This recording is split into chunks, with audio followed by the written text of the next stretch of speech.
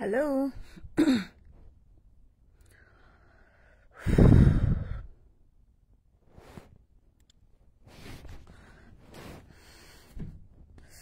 কেউ একজন আসলে আমি কথা বলা শুরু করব।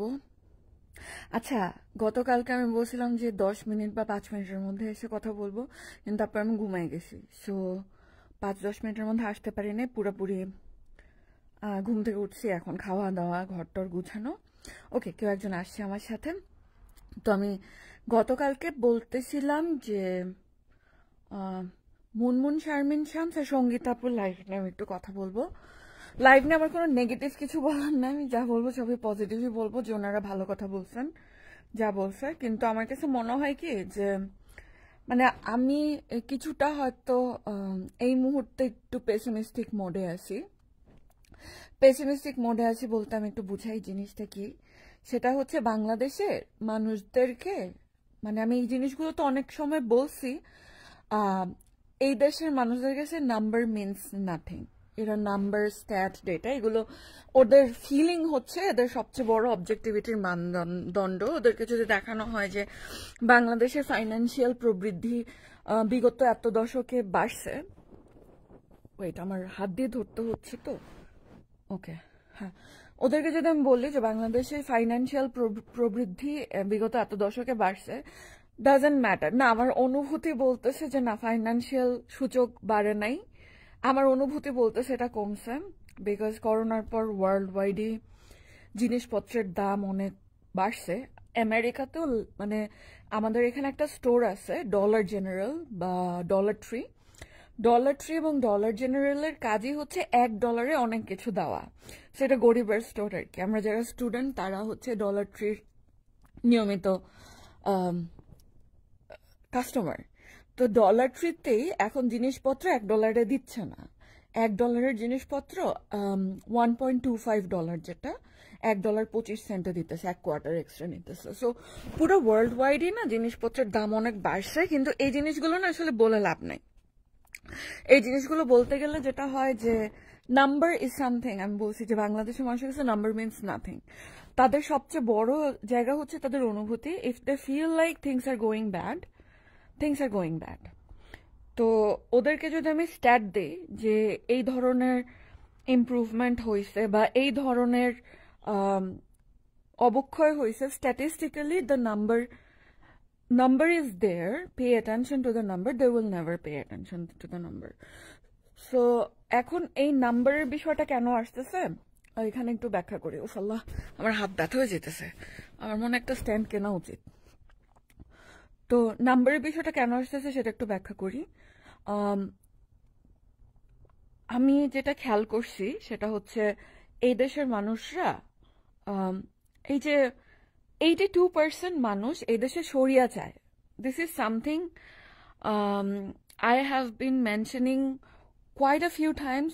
I don't think quite a few times. আমার মনে ব্রোকেন রেকর্ডের মধ্যে I have been keep mentioning it over and over again যে বাংলাদেশের মানুষ শরিয়া চায় 82% মানুষ, and 63% মানুষ চায় হচ্ছে মিলিটারি ল, and 90% মানুষ চায় গণতন্ত্র। আমি জানি না এখানে যদি একটা ভেন ডায়াগ্রাম তৈরি করা হয় যে শরিয়া, মিলিটারি ল এবং গণতন্ত্র, এই ভেন ডায়াগ্রামে কোনো মানে ইন্টারসেকশন থাকবে কিনা যেখানে শরিয়া, মিলিটারি ল এবং গণতন্ত্র তিনটা হচ্ছে এক বিন্দুতে মিলিত হবে।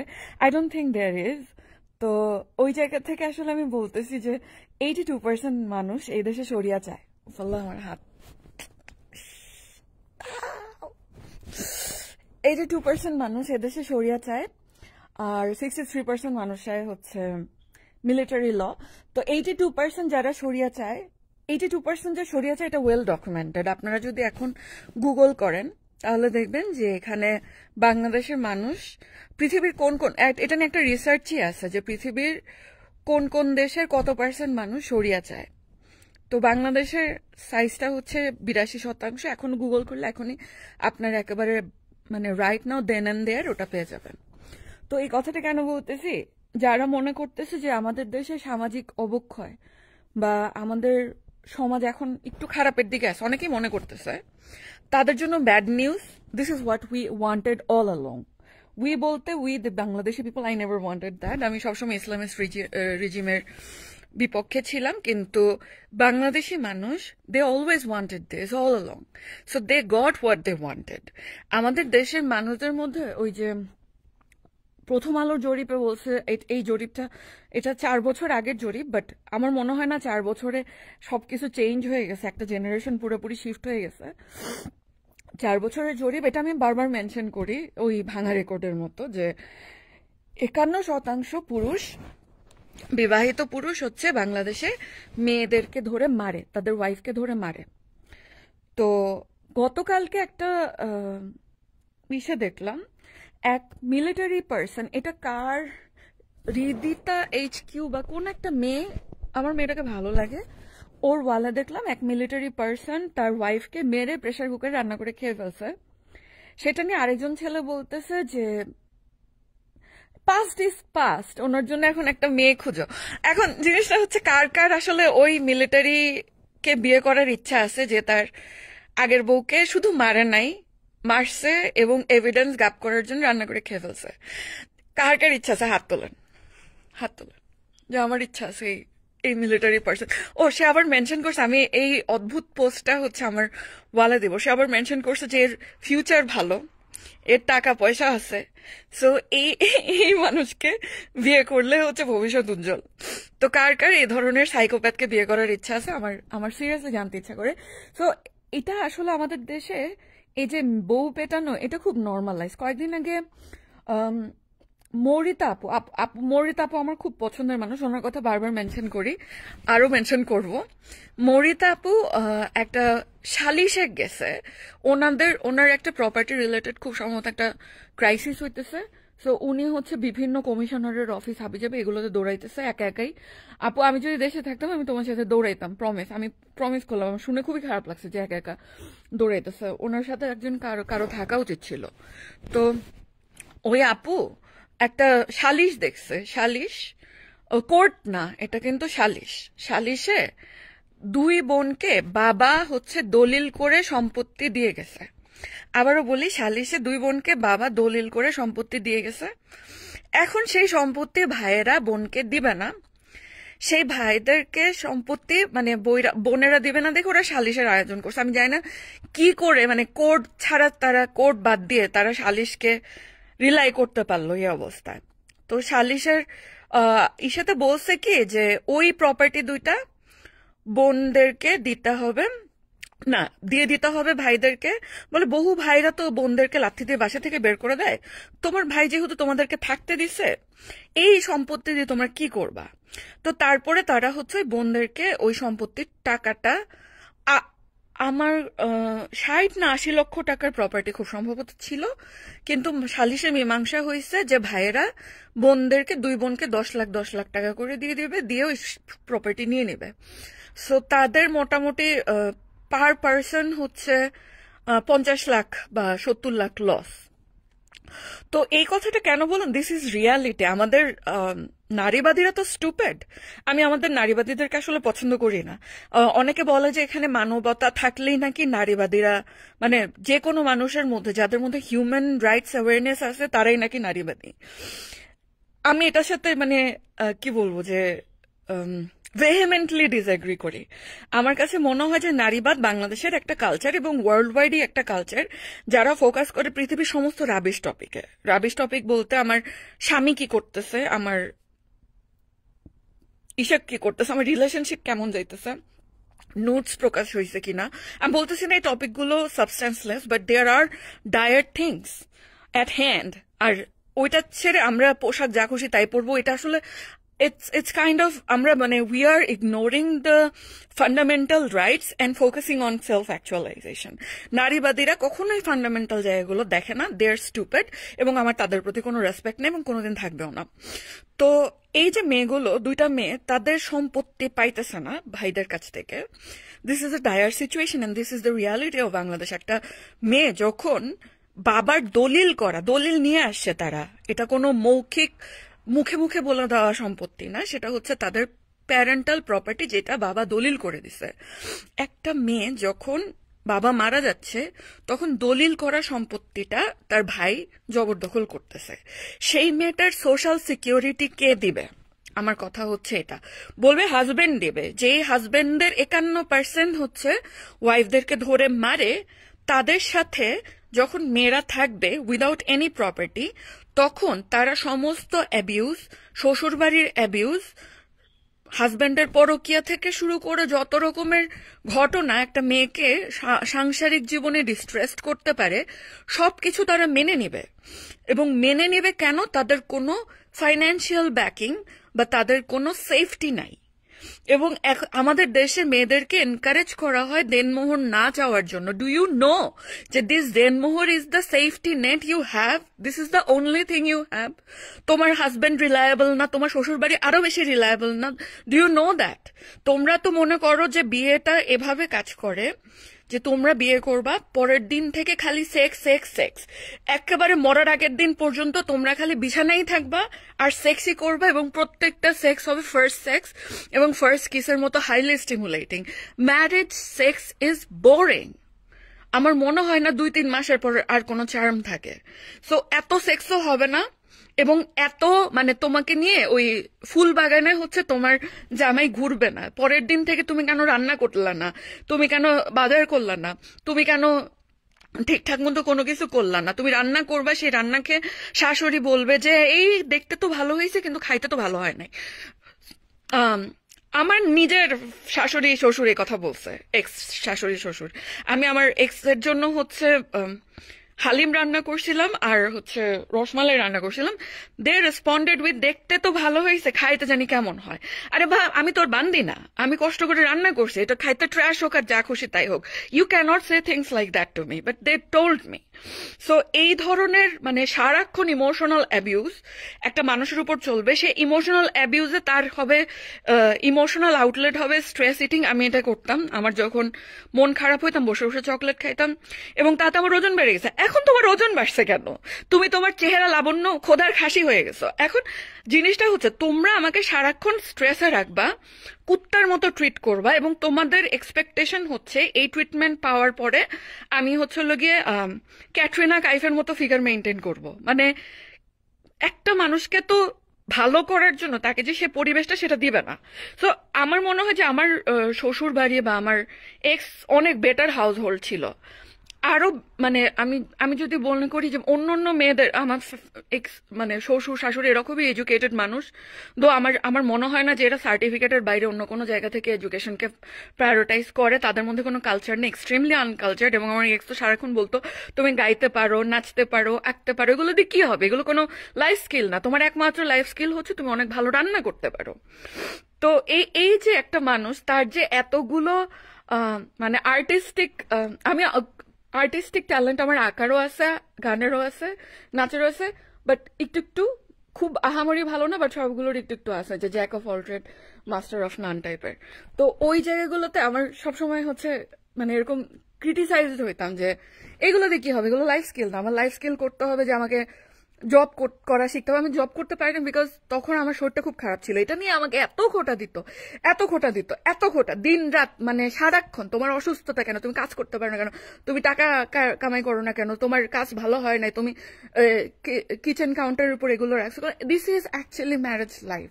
এটাই ম্যারেজে আপনি হচ্ছেন বান্দি, এবং এইটা যে আপনাকে যে বান্দির মতো ট্রিট করা হইতেছে, এটা আপনি কাকে বলবেন? আমি যদি আমার প্যারেন্টসকে বলতাম, আম্মু দেখতাম একটু ফিল করতো, বাট ওভারঅল তারা কাইন্ড অফ মানে একসেপ্ট করে ফেলছিল এই ফ্যাক্টরটা যে আমি বান্দি হব, because this is how the culture works. এখানে বউ মানে হচ্ছে বান্দি।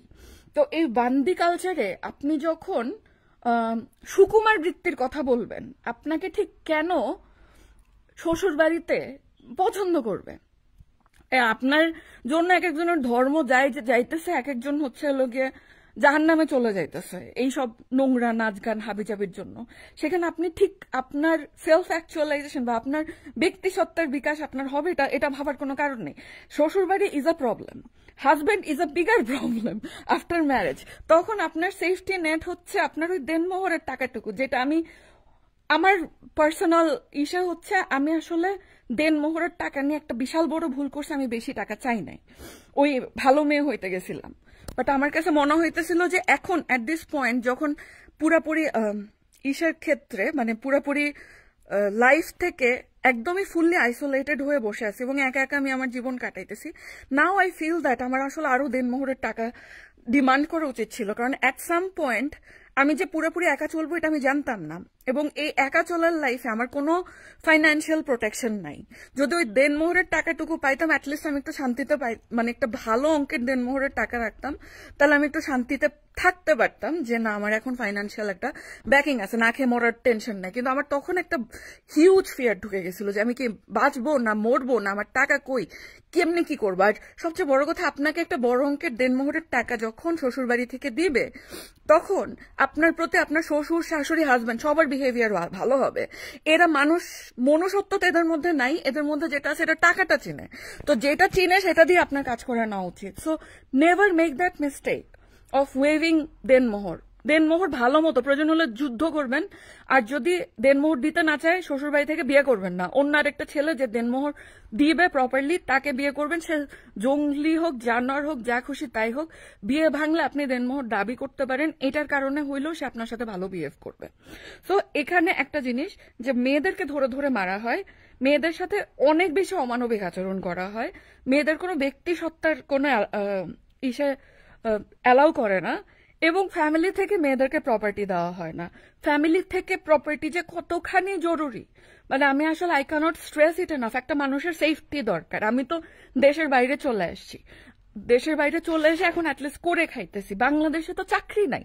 বাংলাদেশে হচ্ছে যে তসলিমা নাদিয়ার মতো স্টুপেড কতগুলি নারীবাদী আছে, বলে যে আমরা হচ্ছে প্রয়োজন হইলে অন্যের বাসায় কাঁথা সেলাই করে হইলো আমরা ইসে করতাম। তোমরা অন্যের বাসায় কেউ কাঁথা সেলাই করো নাই।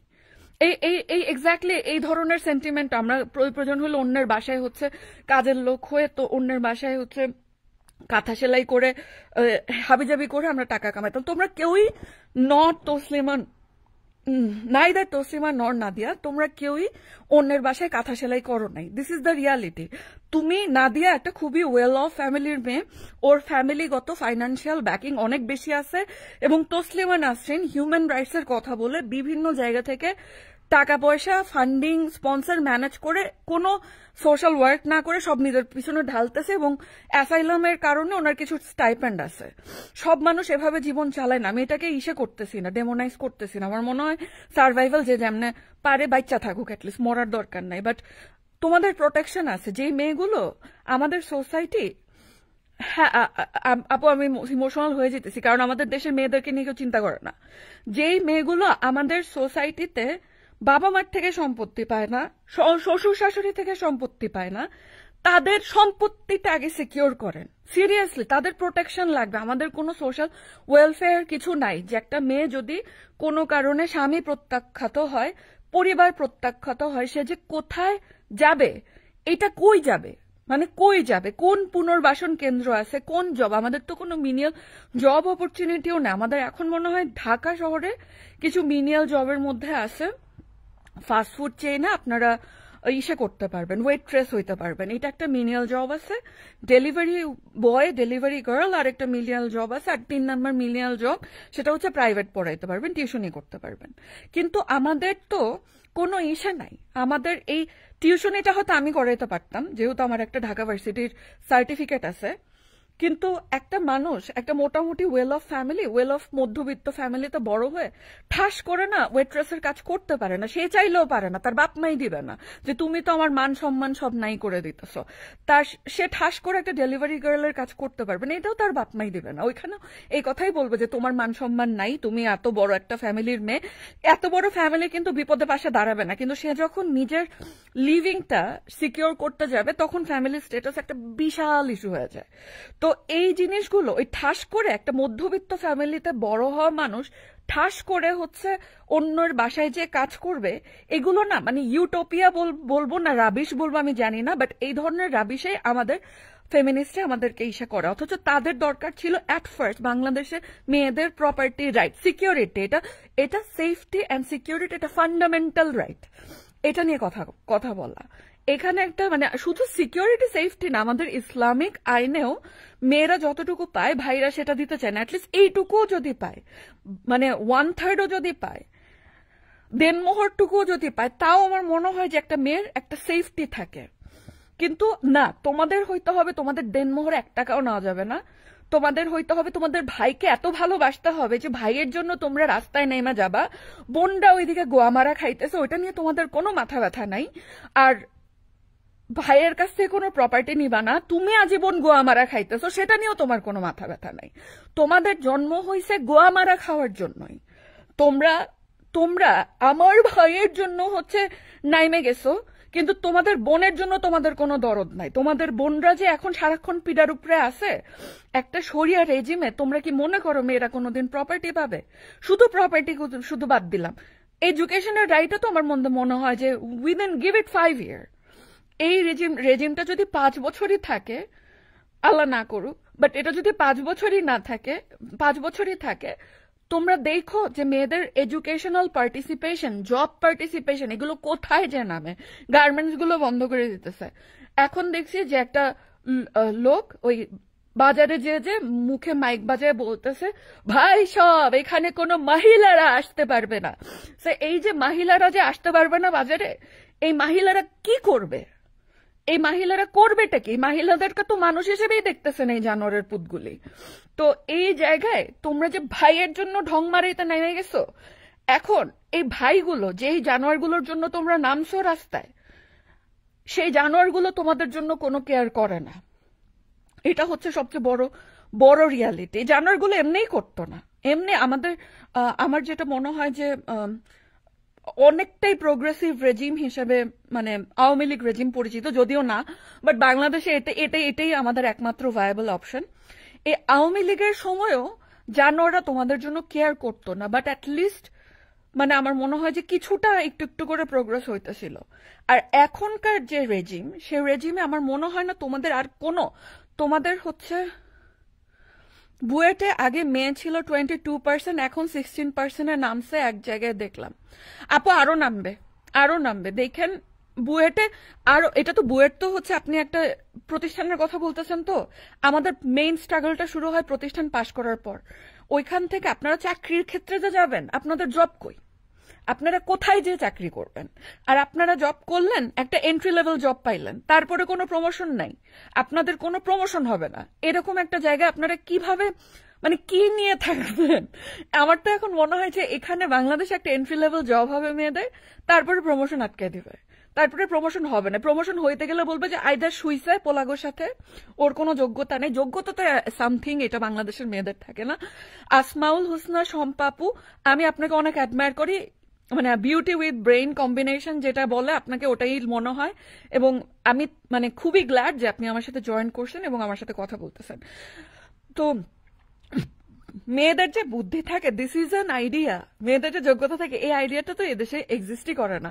সো এইখানে এন্ট্রি লেভেল জব আপনারা হয়তো দু এক জায়গায় পাবেন, এবং কিছু প্রাইভেট সেক্টর আছে যেখানে হয়তো মানে খুব ভালো কিছু প্রাইভেট সেক্টর আছে যেখানে হয়তো মানে গভর্নমেন্টের উপর বেস করে আপনাদের জব আটকায় থাকবে না। কিন্তু মোটামুটি গভর্নমেন্ট সেক্টরগুলো থেকে শুরু করে সব জায়গায় দেখা যাবে প্রমোশন থেকে শুরু সবখানে আপনারা হয়তো হিজাব টিজাব পড়লেন, কিছু সুবিধা হয়তো আদায় করতে পারবেন, কিন্তু আপনারা যদি জাস্ট একটা নর্মাল মানুষও থাকেন নন হিজাবে, বাট আপনারা হয়তো সেই অর্থে কোনো অশ্লীল কোনো মানুষ না, মডেস্ট, বাট হিজাব পরেন না, তাতেও আপনাদের গোয়ামারা আছে কপালে।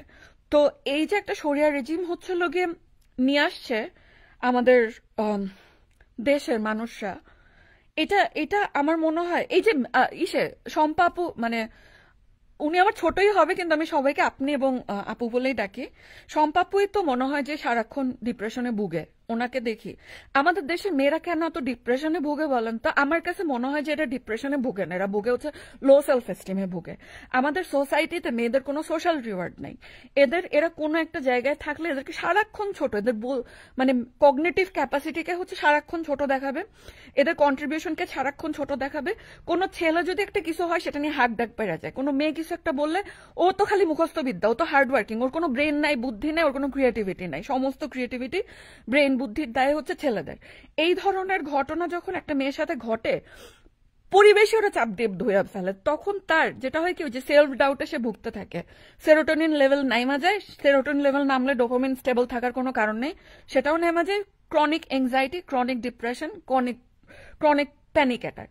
তো এখন জিনিসটা হচ্ছে যে আমাদের যে নাটকা সেন্সেশনালিস্ট নারীবাদী যেগুলো আছে এগুলো তো আসলে যে লাইফ লিড করে আমাদের দেশের মধ্যবিত্ত মেয়েদেরকে দেখেন কয়জন সে লাইফ লিড করে প্রীতির বাপমার কোনো খোঁজ নাই সে হচ্ছে লোকে জন্মজনির ইতিহাস লিখে বসে আছে আমাদের বাসায় আমি বা ওই সম্পাপু ওনারা আমরা যদি এই ধরনের একটা বই লিখি আমাদেরকে তো মুক্তি বেগে লাথি দিয়ে বাসার থেকে বাইর করে দেবে শুধু লাথি দিয়ে মানে এমন জোরে লাথি মারবে যেন আর জীবনেও পৃথিবীতেই ল্যান্ড করতে না পারি এত জোরে লাথি মারবে তো এরা যে কিরকম লাইফস্টাইল লিড করে আই হ্যাভ নো আইডিয়া এরা কোনো বাংলাদেশের আমি তো মধ্যবিত্ত একটা ফ্যামিলির মেয়ে আমি নিজেকে মধ্যবিত্ত মেয়েদেরকে রিপ্রেজেন্ট করি মোস্ট অফ দ্য টাইম মধ্যবিত্ত কোনো মেয়েদের লাইফের ডেফিনেটিভ কিচ্ছু এরা না এরা যেটা হয় এরা একটা মানে ড্রামাটিক লাইফ লিড করে যেটার সাথে বাস্তবতার দূর দূরান্তেরও কোনো সম্পর্ক নেই ওরা তখন হচ্ছে ওই যে সারাক্ষণ সেন্সেশন ক্রিয়েট করে সেক্সের গল্প লেখে সারাক্ষণ ন্যাংটা হয়ে ছবি তুলবে ন্যাংটা হয়ে ছবি তোলাকে আমি ইসে করতেছি না ভিলিফাই করতেছি না সেটা তার সেলফ এক্সপ্রেশনে যায় কিন্তু আমি বলতেছি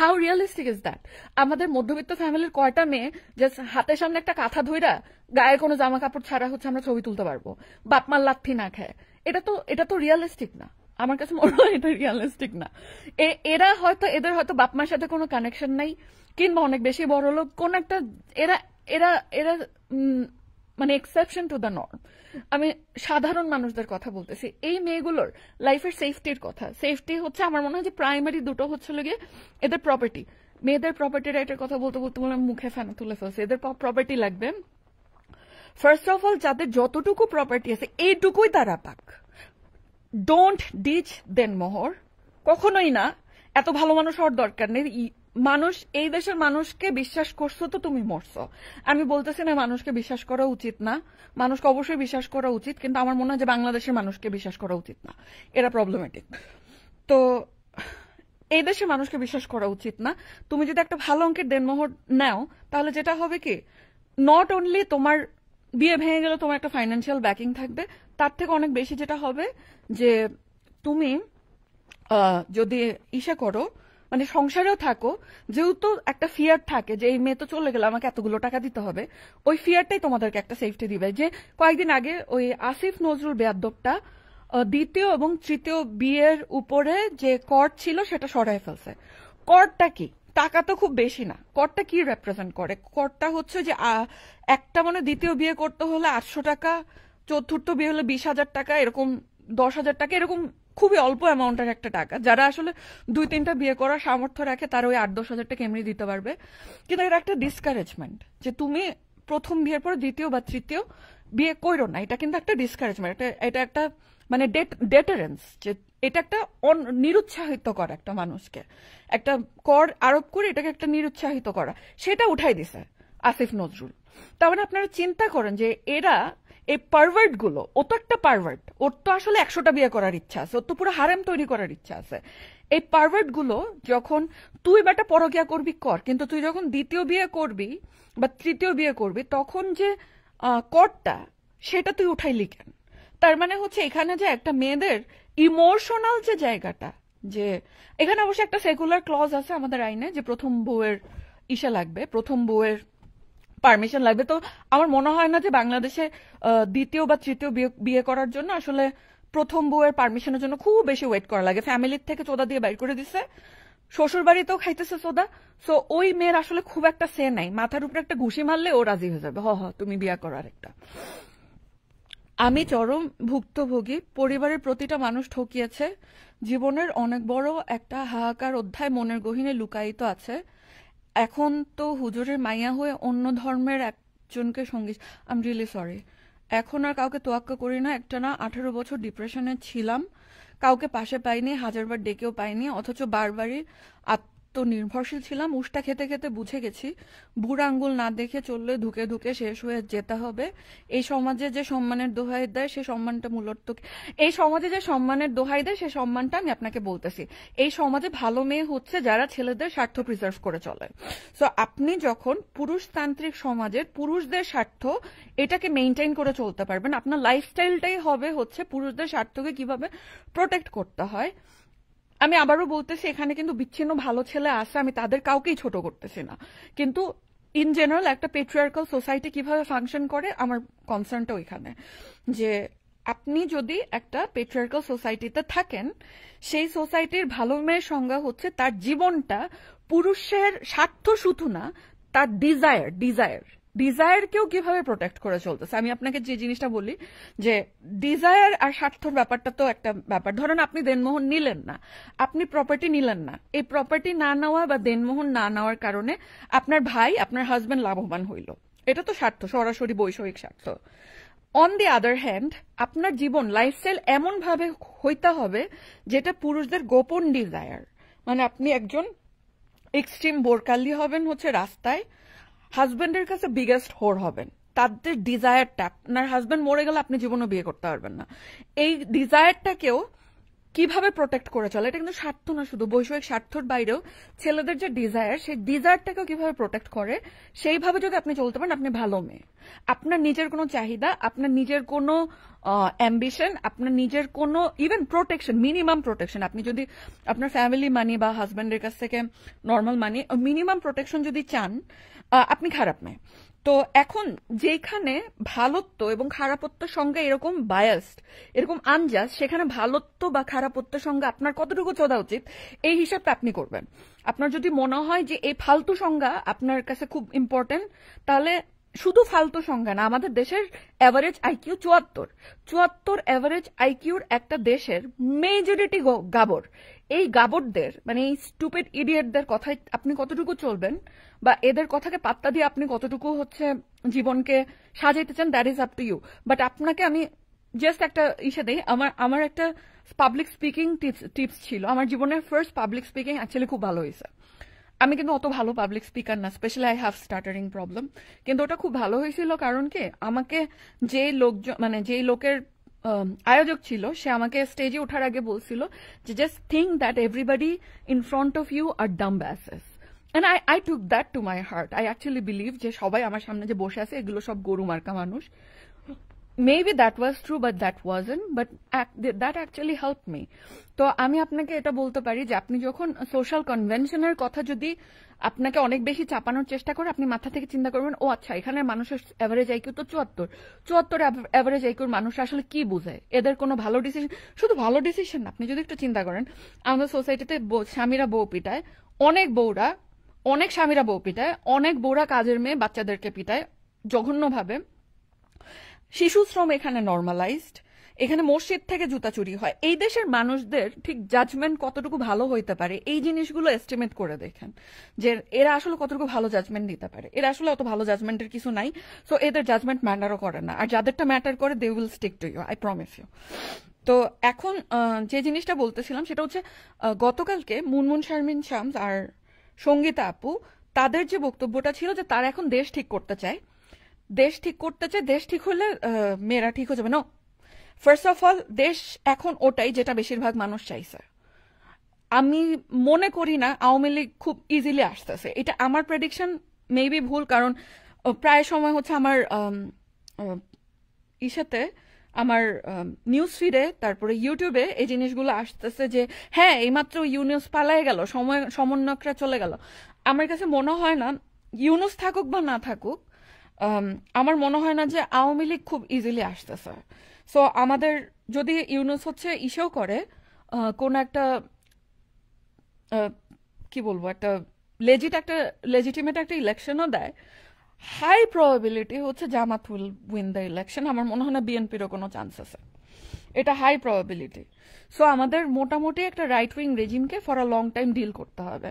সো দেশ ঠিক করবেন, আমার মনে হয় একটা সময়, আপনারা তো আসলে অনেক ছিদ্রান্বেষণের জায়গা থেকে গভর্নমেন্টকে দেখেন যে আপনার পার্সোনাল আলাদিনের প্রদীপের মতো বিহেভ করে নাই দেখেই গভর্নমেন্ট হচ্ছে খারাপ। আমি বলতেছি না আওয়ামী লীগ ভালো, অনেক খারাপ সমস্যা আছে, বাট আমি বলতেছি যে আপনি এখনো যদি যে মাদ্রাসার হুজুরদেরকে জিজ্ঞেস করেন বা যে কোনো হুজুরকে যে জিজ্ঞেস করেন, তাদের কাছে, তাদের চোখে আওয়ামী লীগ এখনো নাস্তিকদের একটা দল, যে এখানে ধর্মবিরোধী কালচার, মানে ইসলাম বাংলাদেশি কালচার, যেটা শিরকি কালচার, বেশরিয়তি দল হচ্ছে বাংলাদেশে এখন Awami League. So most of the হুজুর এভাবে আওয়ামী লীগকে পারসিভ করে। আপনি অত্যন্ত মুক্তমনা মানুষ এবং আপনার এক্সপেকটেশন পুরোপুরি অ্যালাইন না হইলেও এটাই বাংলাদেশের মানুষের পারসেপশন, এবং we don't have so many secular alternatives. আপনারা নিজেরা মনে করতে পারেন যে আপনারা কোন একদিন সরকারে চলে যাবেন, যে আপনারা হচ্ছে নায়কের মতো সবকিছু চেঞ্জ করে দিবেন, বাট আমি মানে keep dreaming, I like dreamers, but I don't think that is a reality right now. তো আমাদের একটা রাইট উইং রেজিম নিয়ে অনেকদিন ডিল করতে হবে। আমার মনে হয় যে ইভেন্ট বাই ইভেন্ট যাওয়া ভালো, আমার মনে হয়। মানে focus on what we can do instead of what we can't do. এই মুহূর্তে আমরা রেজিম চেঞ্জ মনে হয় না করতে পারবো। তারপরে প্রত্যেকের নিজস্ব ওয়ে আছে। আমি আমার নিজের যেটা মনে হয়েছে সেটা বলতেছি। এই মুহূর্তে আমরা মনে হয় না রেজিম চেঞ্জ করতে পারবো। এই মুহূর্তে আমার মনে হয় না যে আমার মনে হয় না সমস্ত কথাবার্তা আই টোল্ড ইউ সো বা সমস্ত কিছু হ্যাঁ এখন সরকারেরই দোষ এইভাবে গেলেও আমাদের সোশ্যাল সমস্যাগুলো আসলে সলভ হবে, বরং এখানে একটা রেজিস্ট্যান্স তৈরি হবে। আমরা মানে আমার মনে হয় যে সরকারের দোষ ঠিক আছে, কিন্তু এখন মোটামুটি ঘুরে ফিরে আই টোল্ড ইউ সো যে পিরিয়ডটা একটা হানিমুন পিরিয়ড ছিল আর কি আমাদের ডিসঅ্যাপয়েন্টেড মানুষগুলো। আপু আমার মনে হয় না জামাত অত ভোট পাবে। ইসলামিক এতগুলো গ্রুপ ওরা নিজেদের মধ্যে পন্দাবন্দি করতেই ব্যস্ত। ইসলামিক গ্রুপরা আমি আসলে আপনার সাথে এখানে পুরোপুরি একমত। আমি দেখছি যে জামাত তো আসলে গণতান্ত্রিক ইসলামিক গ্রুপ, আবার আল ইহসান থেকে শুরু করে অনেকগুলো গ্রুপ আছে যারা হচ্ছে পিওর শরিয়াতি গ্রুপ। তারা হচ্ছে ভোটিং এর মধ্য দিয়ে যাবে না, এরা পন্দাবন্দি করবে। কিন্তু the reason Jamaat attached themselves to BNP was they was a parasitic entity who BNP hosted then, এবং ওই প্যারাসাইটিক জায়গা থেকে এখন তারা হচ্ছে ইন্ডিভিজুয়াল আইডেন্টিটি অর্জন করছে। So it could be strategic. যারা হচ্ছে এই মুহূর্তে শরিয়া চাচ্ছে, সরাসরি চাচ্ছে একেবারে তালেবানের স্টাইলে, তারা হয়তো নিজেদের মধ্যে অন্তর্কোন্দল থাকলেও তারা আপাতত তারা মনে করবে ওকে জামাত হচ্ছে বিএনপির থেকে বেটার অল্টারনেটিভ, অ্যাটলিস্ট মানে ইটস ক্লোজার টু আস, একে ভোট দিয়ে পরে আবার পন্থাবন্দি চলতে থাকবে ওদের। কিন্তু মানে আমার যেটা মনে হয় যে বাংলাদেশের রাইট উইংদের আসলে একটা স্ট্র্যাটেজিক মাইন্ডসেট আছে। ওরা হয়তো মানে নিজেদের মধ্যে ওদের অনেক বিভেদ আছে। একদল বলে হচ্ছে শবে বরাত পালন করা হারাম, আরেক দল বলে হচ্ছে হালাল। একদল বলে ঈদে মিলাদুন্নবী পালন করা হারাম, আরেকজন বলে মানে বেদাত, আরেক দল বলে যে না এটা করা যাবে। তো এগুলো তো আছে, এগুলো তো কনফ্লিক্ট আছে, কিন্তু ওরা মনে হয় যে পাওয়ারের ক্ষেত্রে, এবং ওদের একটা জিনিস বুঝতে হবে আপনাদের, এই যে 5ই মে যে হেফাজত শাপলা চত্বরে গেল, কেন গেছিল বলেন তো? মানে মেয়েগুলো তো এগুলো কিছু মনে রাখে না, বাট আমার মনে আছে কেন গেছিল। হেফাজত নিয়ে, জামাতে ইসলাম নিয়ে, কাদের মোল্লা নিয়ে শাহবাগে ছেলেমেয়েরা চিল্লাইতেছে যে কাদের মোল্লা তুই রাজাকার, রাজাকারের ফাঁসি চাই। তখনও ওদের কোনো সমস্যা হয় নাই। ওই মুহূর্তে নারী নীতি বলে একটা নীতি প্রণয়ন করতে চাইছে শেখ হাসিনা। সেই নীতিতে ছিল যে মেয়েরা ছেলেদের সমান সম্পত্তি পাবে। যেই মুহূর্তে এটা বলা হয়েছে, এরা মাথায় কাফন এবং হাতে কোরআন শরীফ নিয়ে রাস্তায় নেমে গেছেন। সো আপনারা আমাদের বাংলাদেশের ছেলেদের মিসোজিনিকে আন্ডার এস্টিমেট করতেছেন। এরা মেবি শবে বরাত বেদাত কি বেদাত না, ঈদে মিলাদুন্নবী বেদাত কি বেদাত না, এগুলো নিয়ে তাদের মধ্যে কনফ্লিক্ট আছে। বাট মেয়েরা সম্পত্তি পাবে কি পাবে না এগুলো নিয়ে তাদের মধ্যে কোনো কনফ্লিক্ট নাই। এখানে তারা কোনো একটা ছেলে মেয়েদেরকে সম্পত্তি দিবে না। যখন ওই প্রসঙ্গটা আসবে তখন ওরা মাথার মধ্যে কাফন এবং হাতে কোরআন শরীফ নিয়ে নেমে যাবে। মেয়েদের পোশাক কি হওয়া উচিত, বিয়ে কয়টা করা যাবে, মেয়েদের কতটুকু ভয়েস থাকা উচিত, এই বিষয়ে তাদের মধ্যে কোনো ডিসএগ্রিমেন্ট নাই। তারা হচ্ছে মেয়েদেরকে ডমিনেট করার ব্যাপারে এবং মেয়েদেরকে stripping off rights from women is something that gets them off. এই টপিকে ওরা সবাই একমত। সো অন্তত এইটার জন্য তারা ওই জায়গায় মানে এমন একটা গভর্নমেন্টকে তারা সহজে আনতে চাবে না যেখানে হচ্ছে ডিসঅ্যাডভান্টেজ গ্রুপ বা ওয়েমেনদের আসলে মানে ন্যূনতম কোনো চান্স আছে। সো আমার মনে হয় যে ইভেন অনলাইন সমস্ত জরিপে এখন আসতেছে যে এখন নির্বাচন হলে আইদার আওয়ামী লীগ অথবা জামাত জিতবে। অনলাইন জরিপ রিলায়েবল না, বাট এইটুকু ইনফরমেশন দেয় যে এখন লিডিং টিম কারা। বিএনপি যে লিডে নাই এটা আমরা মোটামুটি বুঝে গেছি, বিএনপি এখন আর লিডে নাই, এখন জামাত লিডে। ওই যে একটা রিক্সাওয়ালা কয়েকদিন আগে, ওই ভিডিওটা আমি আবার শেয়ার করব, যে আমি জামাতকে ভোট দিতে চাই কারণ মেয়েরা এগুলি বাইর করে করে হাঁটে, অন্য একটা এখানে দেয়, তারপরে কোমর দুলায়, এরকম করে বলতেছিল। তো ওই ব্যাটার ওই লোক যে মাইন্ডসেট, আজকে পরিমণির ছবির নিচে যে ধরনের কমেন্ট, মিথিলাকে যে পরিমাণ গালাগালি, তাহসানকে বাদ দিয়ে রোজাকে যতখানি গালাগালি, এগুলো যখন হইতে থাকে তখন আপনার এটা মানে এটা নিয়ে কোনো টেনশন থাকা উচিত না যে এদের একটা ইউনিটি আছে when it comes to oppressing women. তো এই এই ইউনিফাইড জায়গা থেকে ওরা কাজ করে এবং জিনিসটা খুব মানে রিডিকুলাস শুরু হলো। সোহাগ তো আসলে বলছে যে মানুষের একটা মানে অনেক বড় ড্রাইভিং ফোর্স হচ্ছে লিবিডো এন্ড মেয়েদের সেক্সুয়ালিটিকে কন্ট্রোল করা। সো এটা ভাবার মানে এটা অত্যুক্তি হবে না, এটা হয়তো over simplified gross generalise, but এটা অত্যুক্তি হবে না যে আমাদের পলিটিক্যাল বিলিফ, আমাদের পলিটিক্যাল আইডিওলজি যতখানি মানুষের ওয়েলবিং থেকে ডিরাইভ, তার থেকে অনেক বেশি আসে হচ্ছে কতখানি মেয়েদেরকে অপ্রেস করতে পারতেছে। অনেকেই যে পারভেজ আলম, তারপরে আরিফ রহমান, এরা যে মানে কেন যে এরকম উদ্ভট একটা আধা কেসটাই সাথে যায়, এদেরও কিন্তু ওই ডমিনেন্স, পাওয়ার ডমিনেন্স, মেয়েদের সেক্সুয়ালিটি ডমিনেন্স, এগুলোই এদের মোটামুটি মোটিভেশন। দুজনের সাথে আমার মোটামুটি পরিচয় ছিল, আরিফ রহমানের সাথেও ছিল, পারভেজ আলমের সাথেও ছিল। এরা খুবই ইনসিকিউর ছেলে। সো ওই জায়গায় এরাও যারা সোকল্ড এইথিয়াস্টিক মানুষ, তারাও চায় যে মেয়েদেরকে আসলে তারা অপ্রেস করবে।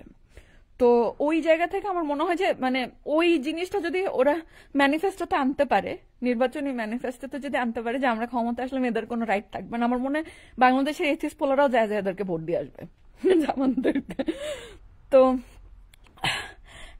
এখন যেটা বলতেছি সেটা হচ্ছে আমাদের মনে হয় দেশ ঠিক করার সাথে সাথে আমার যে সাজেশনটা থাকবে ওই সঙ্গীতা আপু আর মুনমুন শারমিন শামসের জন্য, সেটা হচ্ছে দেশ ঠিক করার পাশাপাশিও part by part, case by case আপনারা হিউম্যান রাইটের ভায়োলেশনগুলোকে অ্যাড্রেস করেন।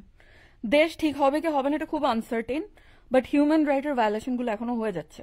মেয়েদেরকে ধরে ধরে মারতেছে, প্রস্টিটিউটদেরকে ধরে ধরে মারতেছে, কাপলরা যখন হোটেলে যাচ্ছে তখন কাপলদেরকে ধরে ধরে মারতেছে, হেনস্থা করতেছে, বাসায় ফোন দেওয়া হচ্ছে।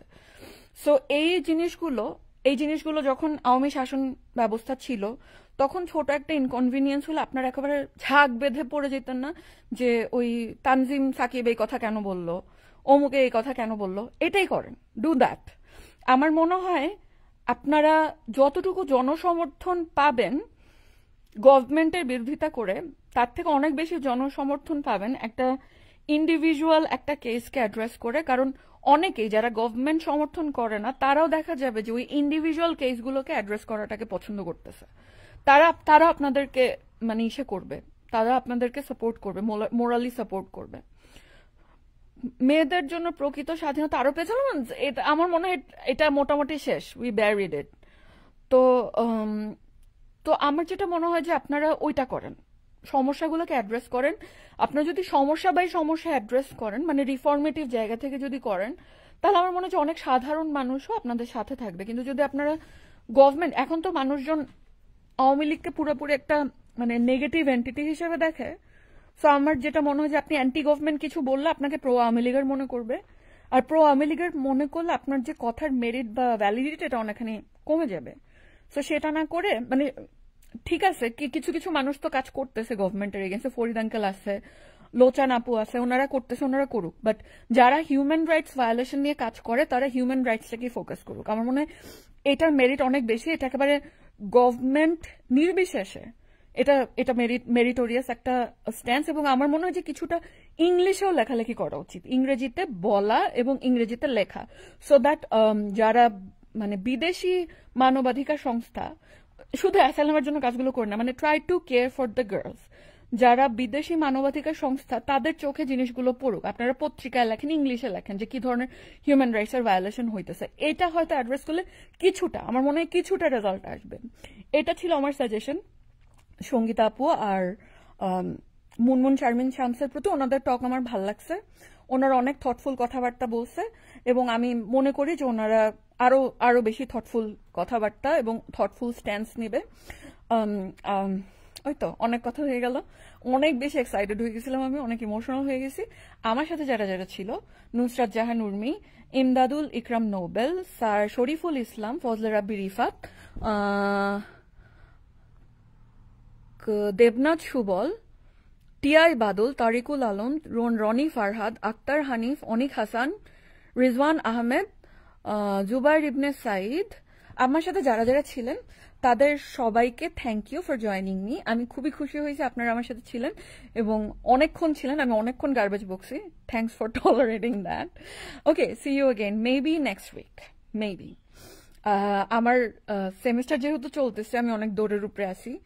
তো সবসময় প্রতি উইকে একবার আসার চেষ্টা করব। আর যদি না পারি, নাও পারতে পারি, but I am not promising anything, but I will try. So take care, bye by.